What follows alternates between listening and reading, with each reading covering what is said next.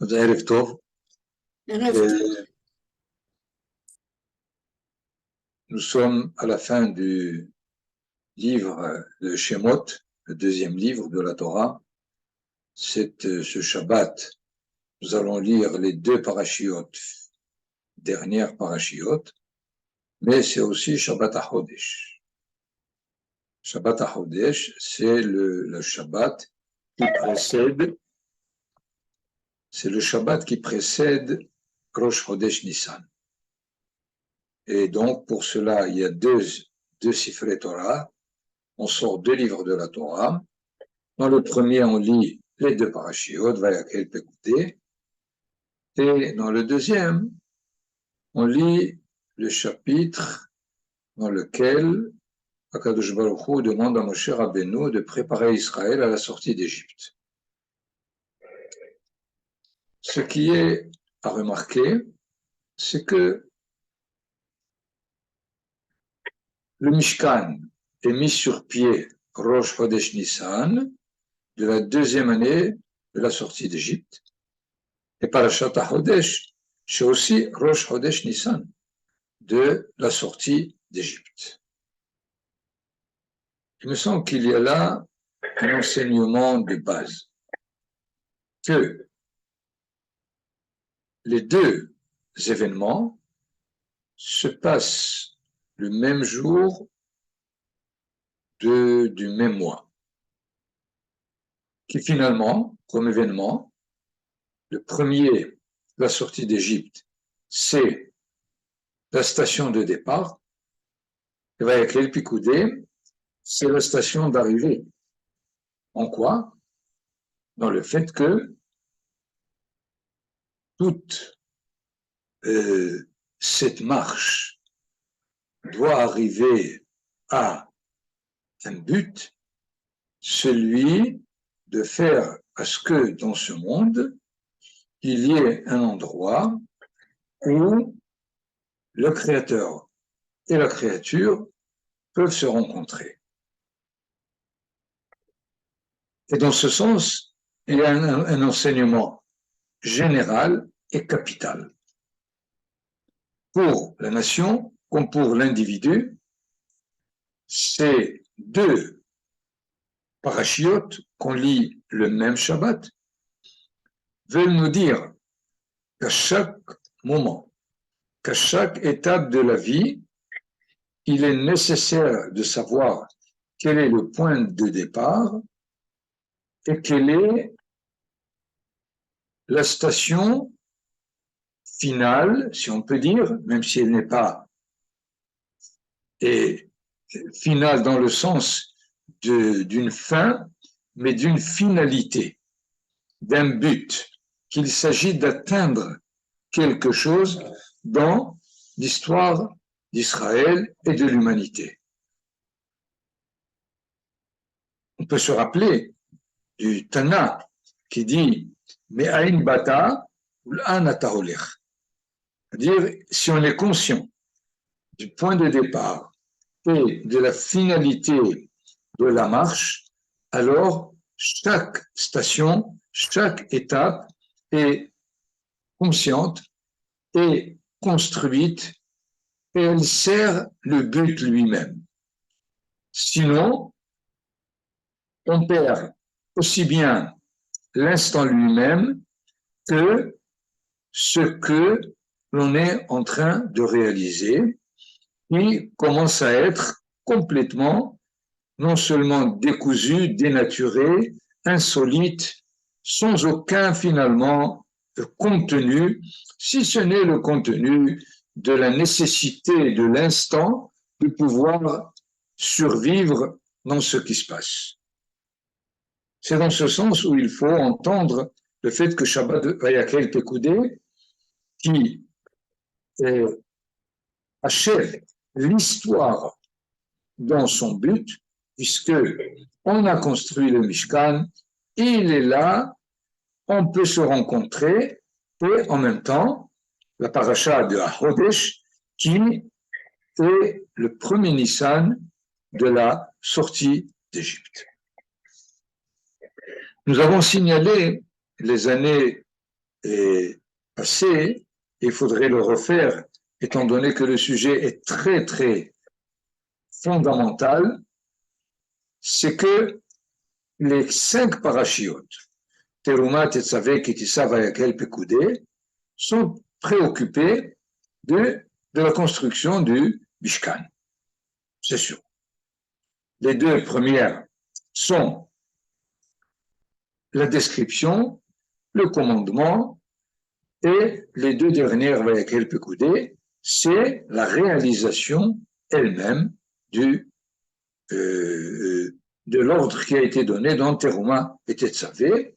Évidemment, Kitissa se trouve une paracha et je ne peux pas dire tampon entre les 2, mais finalement, les 5 nous donnent une sorte de, pas chronologie, mais une sorte de logique qui décrit un certain ordre qui est le Mishkan, l'ordre de le construire, ensuite de faire attention au Shabbat, c'est-à-dire de garder le Shabbat même si on est occupé à construire le Mishkan. Ensuite, il y a la faute du Vaudor.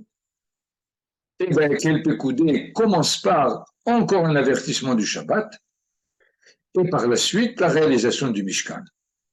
Si je peux le dire en quelques mots, Mishkan, Shabbat, le Vaudor, Shabbat, Mishkan. C'est-à-dire que finalement, le Shabbat met entre parenthèses le Vaudor pour le séparer du Mishkan aux 2 extrémités. Il me semble qu'il y a là un enseignement très important dans cet ordre. D'abord, le fait que et le Vaudor et le Mishkan partent de l'intention de servir un culte divin. Évidemment, au niveau du Vaudor, selon la façon de comprendre ce culte du côté de l'humain, mais le Mishkan, c'est le culte rendu à Hachem comme Hachem le voit. Mais il y a une sorte de dénominateur commun, si on peut dire, dans le fait où les 2 veulent réaliser le même élan, le même désir, la nécessité de servir le divin. Il faut le comprendre dans le temps de la Bible, évidemment, puisque nous savons, du temps du Tanakh, il y avait à côté du temple l'idolâtrie. Dès que ce temps est terminé, aussi bien le temple n'est plus ce qu'il était ou ce qu'il devait être, de la même façon, l'idolâtrie a disparu. Ce qui fait, il y a, dans ce cas-là, pour nous protéger de l'idole du Vaudor, la Torah a mis avant et après le Shabbat. Comment est-ce que le Shabbat, dans son contenu vrai, réel, je dis dans son contenu réel parce que, malheureusement, en majorité, les gens qui réalisent le Shabbat le réalisent selon la halakha et des fois, n'étant pas conscients du contenu essentiel du Shabbat. En quoi? Finalement, le Shabbat par rapport au Mishkan, c'est l'inaction par rapport à l'action. Le Shabbat, c'est de cesser tout travail, pas seulement dans l'ordre du négatif, qui est l'otarase kol melacha, mais c'est un comportement qui est de l'ordre du positif. Lorsque la Torah nous dit ou Bashevi'i Tishbot. Et le 7e jour, tu cesseras de travailler. Si la Torah le formule dans une expression positive, affirmative, ça veut dire que le fait de ne rien faire, c'est bien faire au-delà de ce qu'on fait.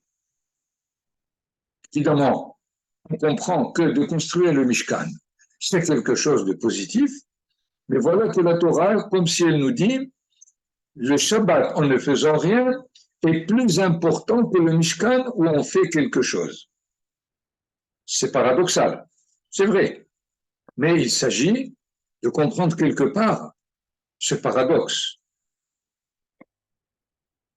Il me semble que, dans un premier temps, la Torah veut nous dire que de la même façon que Akadosh Baruch Hu le Créateur, a créé et il a cessé son travail afin de donner place à l'homme.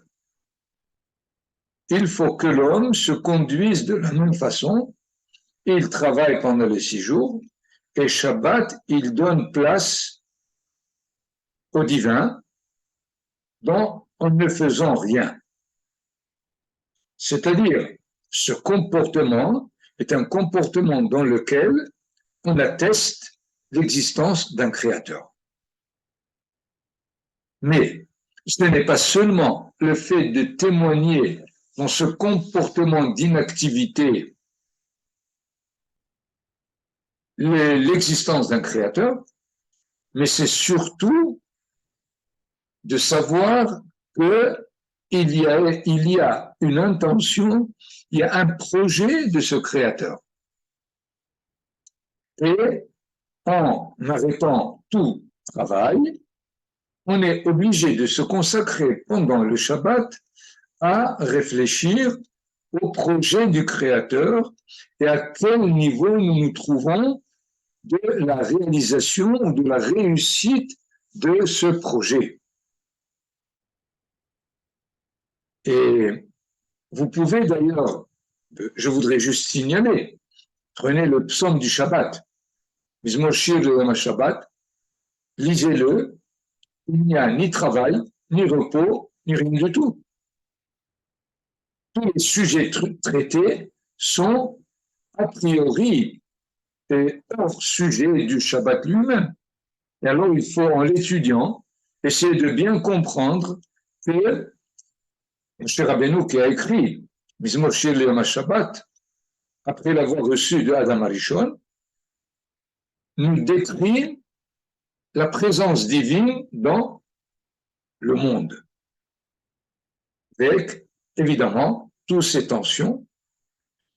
De la même façon, le Lechadodi, les 2 premières strophes qui sont Shamar Vezachor Vedibur Echad, Likrat Shabbat Lechu Venelecha, toutes les strophes n'ont rien à faire avec le Shabbat.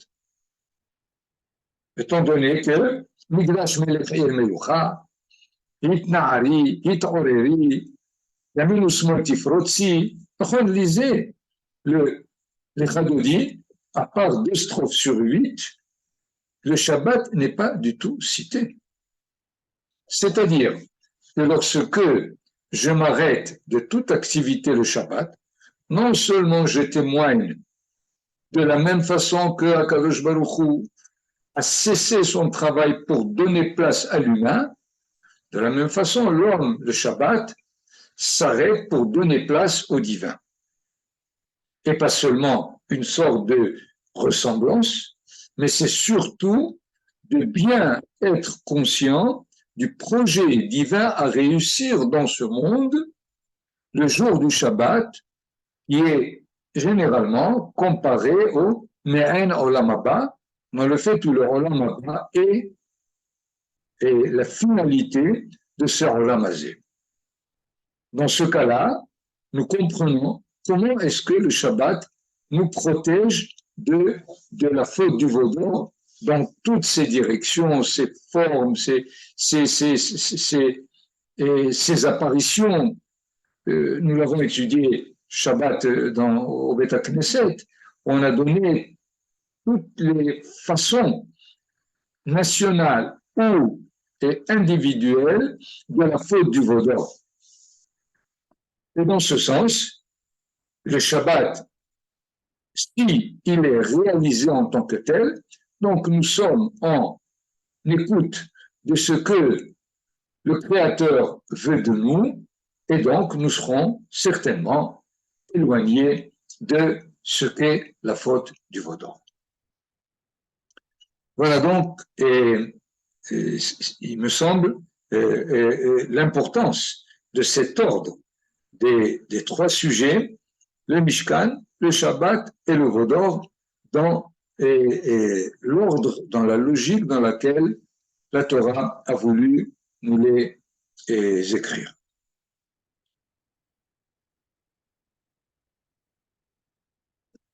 Essayons de prendre un détail dans l'ordre du Mishkan, aussi bien que dans sa construction, à propos de l'arche du Aron Haïdout. Je voudrais ici prendre les deux versets qui concernent la parochet, c'est-à-dire la paroi, qui sépare le Kodesh HaKodashim, c'est-à-dire là où le Aaron, l'arche, va se trouver, des autres ustensiles, si on peut dire, qui servent dans le Kodesh et qui sont la table des pains, le candélabre, la menorah, et l'autel de l'encens, Mizbah HaKetoret. D'accord? Il y avait 4 éléments dans l'enceinte fermée du Mishkan, le Kodesh avec 3 équipements, si on peut dire, ustensiles, et le Kodesh HaKodashim dans lequel l'arche se trouvait. Et la Torah nous demande de mettre une paroi entre les deux. Seulement, si nous lisons dans la paracha de Teruma, là où l'ordre de faire le Mishkan est décrit, chapitre 26, verset 33. Venatata et aparochet tahat kerasim, tu installeras la séparation, la paroi en dessous on appelle kerasim, c'est une sorte d'anneau qui était dans la toiture du Mishkan, ve'eveta shama midet la parochet et Aaron Haïdout. Donc, tu installeras la paroi et tu introduiras l'arche. C'est chapitre 26, verset 33. Mais dans le chapitre 40, verset 3, Vesamtasham et Aaron Haïdout, et tu mettras l'arche, Vesakota al Aaron et aparochet, et tu mettras alors la paroi. C'est-à-dire l'ordre inverse. Dans Teruma, tu mettras la paroi et tu introduiras l'arche, et dans Pekoudé, lorsque ça va se faire, tu mettras l'arche et ensuite tu installeras la paroi.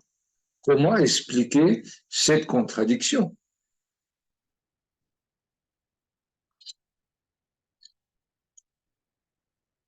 Le Netziv, Naftali Tzvi Berlin, a essayé d'expliquer, techniquement parlant évidemment, et cette contradiction. C'est-à-dire, je pense que dans l'ordre, on met la paroi, on installe la paroi, mais qui est relevée. Elle n'est pas tendue pour réaliser sa fonction de paroi. Ensuite, on introduit l'arche et on déroule la paroi. Donc, ça s'est réalisé. D'abord la paroi et ensuite l'arche, selon Teruma, et l'arche et ensuite la paroi. D'accord? Ce qui fait, c'est assez réglé du haut niveau de la contradiction que l'on rencontrerait entre les deux versets. Mais qu'est-ce qu'il y a derrière? Il faut là revenir sur l'existence du Kodesh et du Kodesh HaKodashim. Ce qu'on a l'habitude de traduire le Saint et le Saint des Saints. Ça veut dire quoi? Le Saint des Saints, c'est le superlatif. Et finalement, cette formulation de Kodesh HaKodashim par rapport au Kodesh. Et les saints, à plus ou moins, on sait qu'il y a, déjà même avant de définir le Kodesh, il y a 10 niveaux d'approche dans le Beth Amikdash. Depuis le Harabayit jusqu'au Kodesh HaKodashim, il y a des... Alors pourquoi on insiste sur Kodesh et Kodesh HaKodashim? On a là une définition géniale du Rav Kook. Il dit, il y a deux sortes de sainteté. Le Kodesh et le Hol. C'est-à-dire le saint, et je ne voudrais pas traduire le Hol par profane, parce que le Hol n'est pas profane, tout simplement. Le mot profane est péjoratif. Le Hol, c'est l'état neutre de l'humanité, de la nature, candidat possible à la sainteté ou à la dégradation de la sainteté. C'est-à-dire le mot Hol, dans le Lachon HaKodesh, est pour désigner l'état neutre de la nature. Et dans ce cas, le Rav Kook nous dit, il y a deux sortes, je reviens, de sainteté. La sainteté dévoilée, c'est-à-dire lorsque l'homme est occupé à faire la mitzvah, faire le seder de Pessah, Sukkot, prier, toutes les mitzvot qu'il peut faire. Il est occupé à développer le Kodesh, c'est sûr.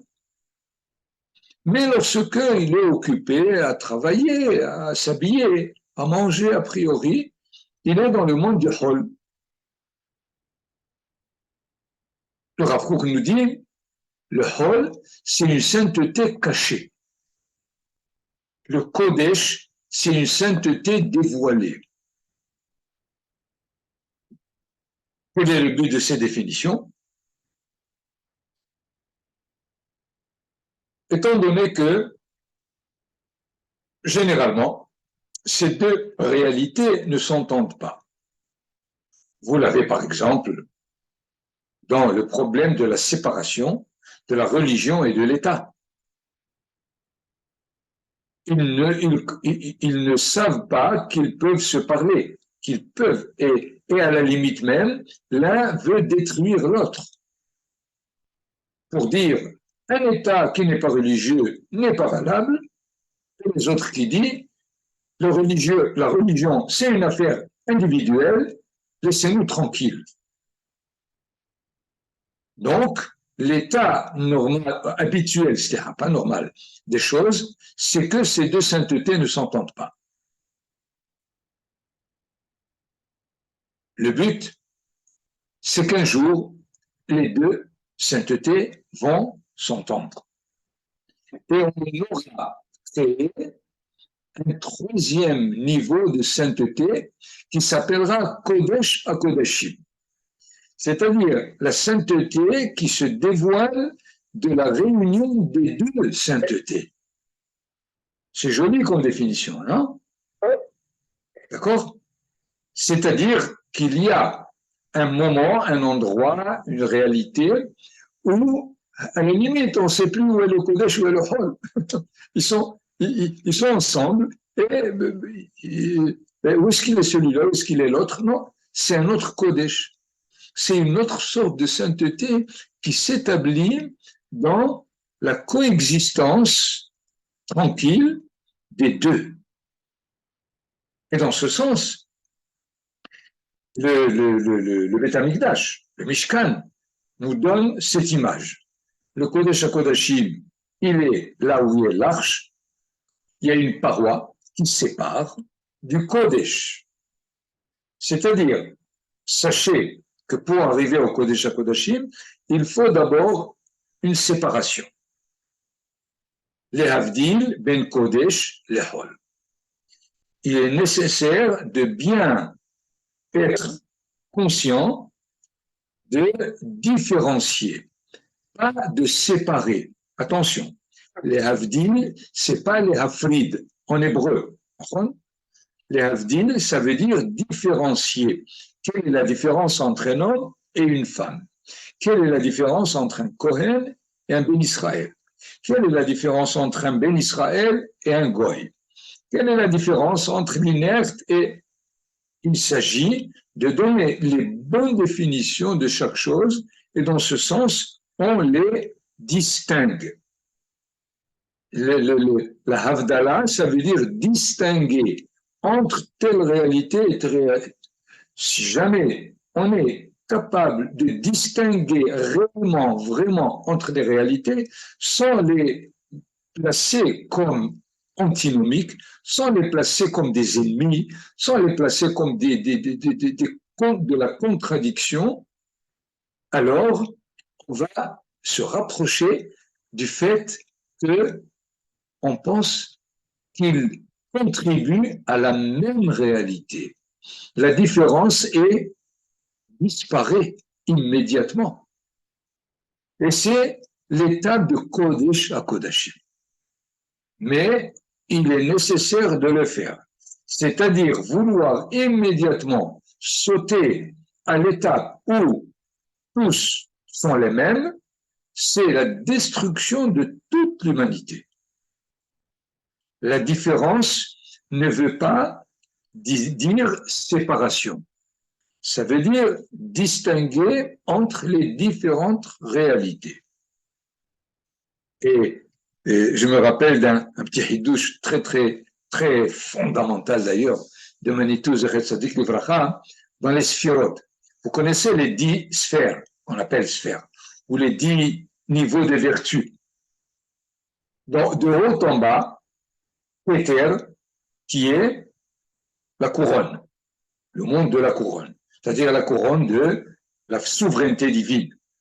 Après vient Chokhmah. Chokhmah, c'est la sagesse. Bina, c'est l'intelligence. Et la différence, c'est que Bina vient du terme ben ou vein, c'est-à-dire faire la différence.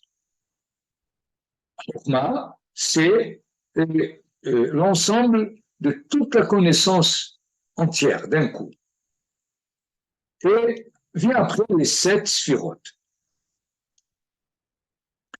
Manitou dit, si pour l'individu, pour l'homme, qui doit prendre les sphirotes de bas en haut, qu'est-ce qu'il fait d'abord? Il rencontre d'abord Bina et ensuite Chokhmah.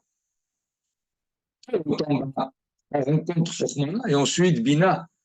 Ça, c'est du côté du créateur. Mais du côté de la créature, il rencontre d'abord Bina. Ça veut dire différencier. À partir du moment où tu différencies, tu peux arriver à la sphira de la Chokhmah, dans laquelle il y a une unité totale qui fait, si vous voulez, c'est l'idée de Korah, qui a dit Kola eda kulam kedoshim. J'ai pas besoin de Kohen, j'ai pas besoin de Moshe, j'ai besoin de personne. Tout le monde est égal. C'est-à-dire qu'il y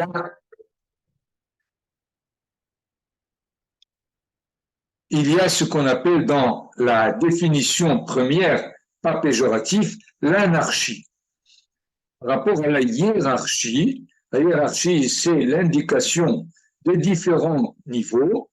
L'anarchie, c'est perdre la notion de niveau, qui fait que il y a une sorte de fraternité, il y a une sorte de paix qui fait que chacun trouve qu'il est égal à l'autre. Et c'est dans ce sens où il y a dans le Mishkan la représentation pratique de cette démarche. C'est-à-dire, on est dans le Kodesh, il y a le candélabre, il y a l'encens, il y a le pain, il y a différents niveaux qu'il faut distinguer. D'ailleurs, et là aussi une petite remarque, que dans le culte quotidien, alors, on allume le candélabre, on prépare d'abord de lumière, on va réaliser l'encens et on revient à terminer les 5 lumières. C'est-à-dire, l'encens est introduit à l'intérieur du culte de la Ménorah. Quelle est finalement la différence entre les deux? Nous savons que la Ménorah, c'est l'éclairage, la lumière. La lumière, c'est celle qui me donne la possibilité de différencier, alors que l'encens, il y a les 11 espèces dans lesquelles il y a la helbena, que les Hachamim disent, la helbena pour elle-même est de senteur et désagréable, mais introduite à l'intérieur des autres, et là, elle renforce la senteur et agréable. Et ceci, la Torah va nous dire, au moment où tu t'occupes de ce mélange, par contre, qui fait à la limite comme si tous les éléments qui forment l'encens ne se reconnaissent pas différents l'un de l'autre, fais attention à l'allumage de la Ménorah. C'est-à-dire, il faut que ça soit éclairé. Il faut que tu sois capable d'abord de différencier pour pouvoir plus tard intégrer. D'ailleurs, vous connaissez comme moi, certainement dans l'étude mathématique que vous avez faite, qu'il y a ce qu'on appelle la différenciation, le différentiel, la dérivée en mathématiques, et il y a l'intégrale. Or, tu ne peux faire l'intégrale qu'à partir du moment où tu as compris la différenciation. C'est une petite image mathématique. Mais ce qui est important dans notre cas, c'est le fait de comprendre que la distinction est un acte qui est nécessaire, mais temporel. C'est-à-dire, il n'est pas là pour exister indéfiniment.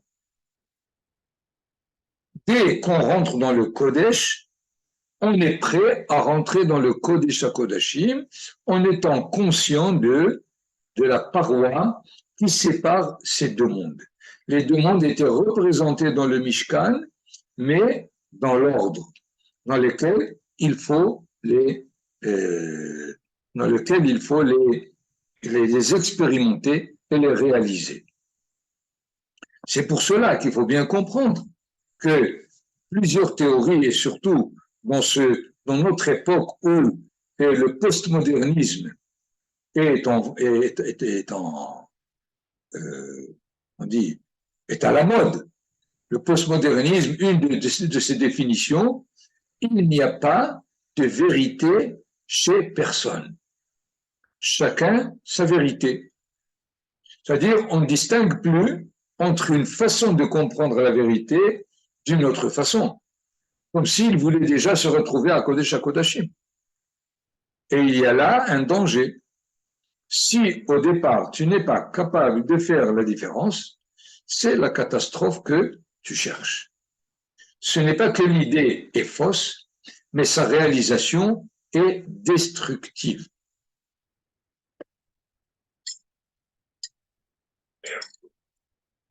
Donc, nous voyons comment est-ce que dans le Beth Amikdash, dans le Mishkan, il y a une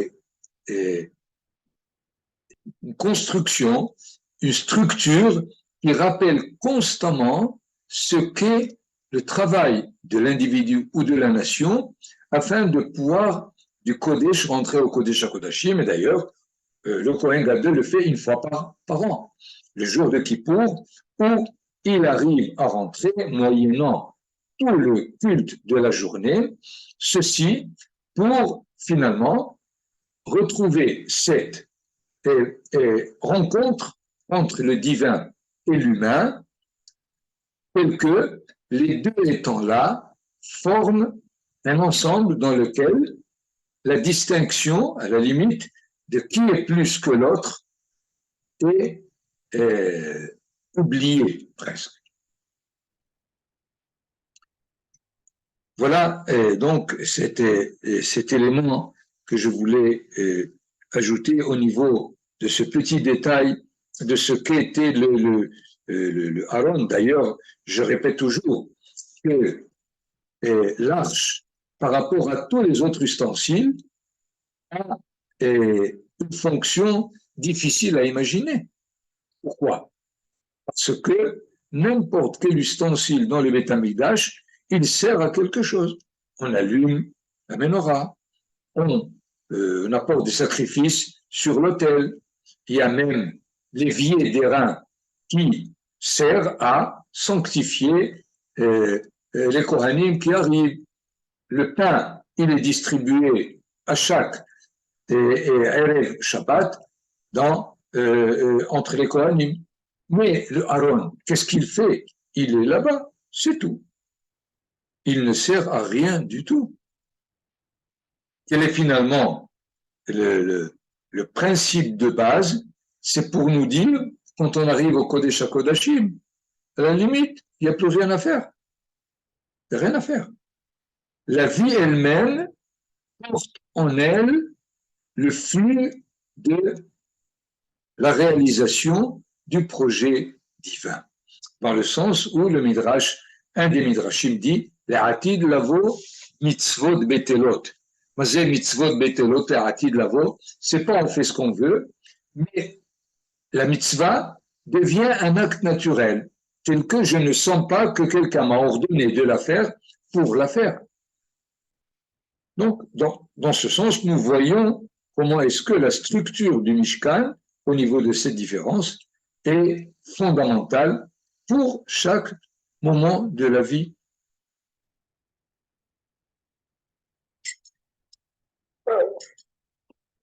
Bon, je vais vous laisser donc quelques minutes, si vous avez des remarques, des questions, à propos aussi bien du Shabbat que du Mishkan. Et, à mon avis, surtout, de bien savoir que le but du Shabbat, c'est de pouvoir introduire la vertu de la sainteté dans le monde.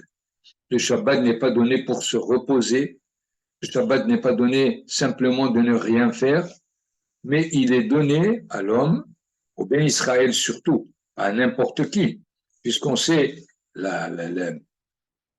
l'enseignement des Hakamim, Shabbat Hayav Mita, c'est très très difficile à digérer. Le goy qui fait le Shabbat, il est passible de la peine de mort. Attention, il n'est pas dit Horgimoto, on ne dit pas il faut le tuer, jamais. Mais il est en porte-à-faux avec son identité. Ceux qui sont capables de réaliser le Shabbat en quoi? Pas en se reposant. Le goy aussi peut se reposer.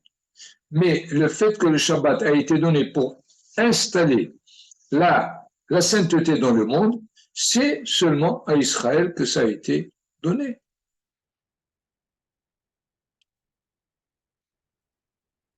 Tout. Voilà.